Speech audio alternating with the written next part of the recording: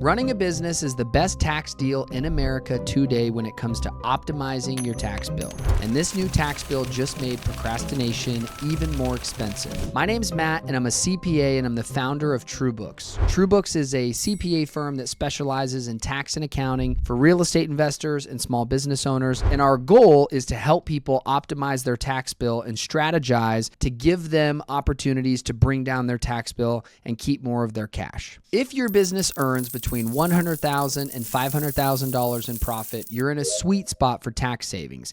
And this isn't theory, this is math. And the One Big Beautiful Bill just tipped it in your favor. First, let's start with $100,000 to $300,000 in profit. First, you're going to start with an S-Corp election. You're going to pay a reasonable salary and you're going to distribute the rest. This is going to help you save on self-employment tax. Next, you're going to itemize your deductions. The SALT deduction is now $40,000 compared to the previous $10,000 for joint filers, and that's huge. We're talking things like unreimbursed medical expenses, prescriptions, charitable donations, mortgage interest, real estate property taxes, things like that. Now, this is my biggest topic that I talk about the most, tracking your expenses, specifically if you're running a business. And we need to look at things like home office, phone, internet, vehicle, meals, travel, all of the things that you were probably spending money on prior to starting a business. And now that you're running a business, a lot of this can be deductible if there's a business purpose built around it. It's very likely you had to spend money on these things to run your business. And now that you are running a business for profit,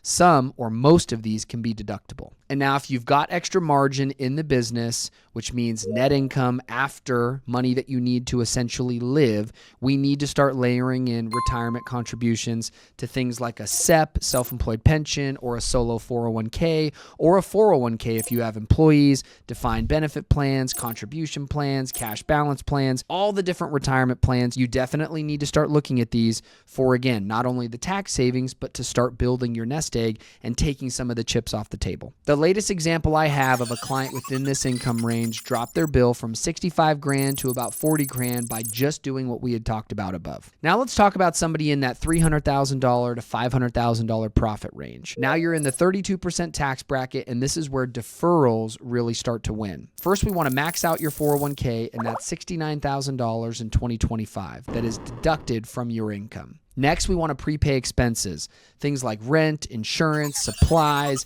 advertising. Look for any vendors that you can pay before year end to increase that expense to bring down net income. Now we want to buy equipment and take 100% bonus depreciation. Remember, you do not need to pay cash for them in order to get 100% of a deduction.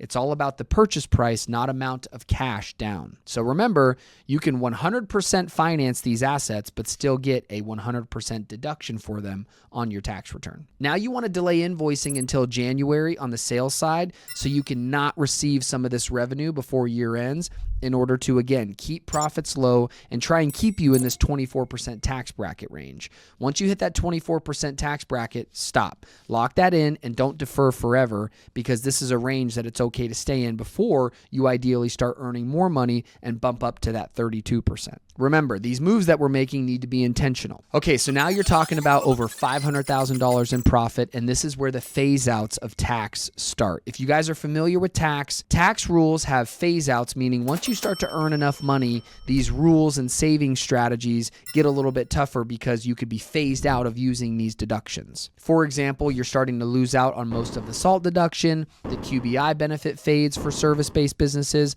This is that qualified business income deduction, and now the overtime and tip deduction vanishes. At this level, you need real planning. You need qualified small business stock planning, entity restructuring, advanced asset strategies, which you need to start looking at asset protection at that point. Things change a little bit, or a lot of it. This is where the stakes are high and the margin for error are even lower. Now, if you have employees, here are some tax plays.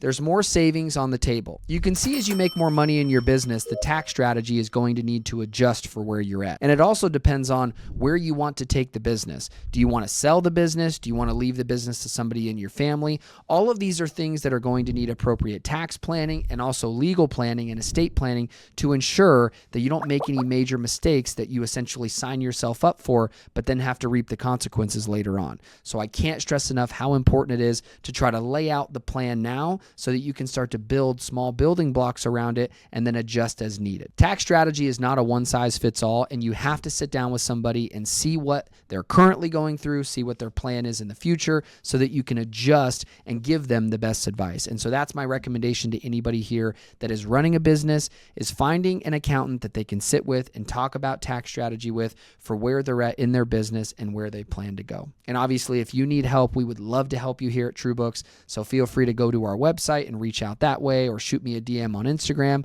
I'd be glad to help. And regarding this video, if there's any questions or comments that you have, obviously feel free to leave them in the comment section below, and I'd be glad to answer them. And until then, I'll see you on the next one.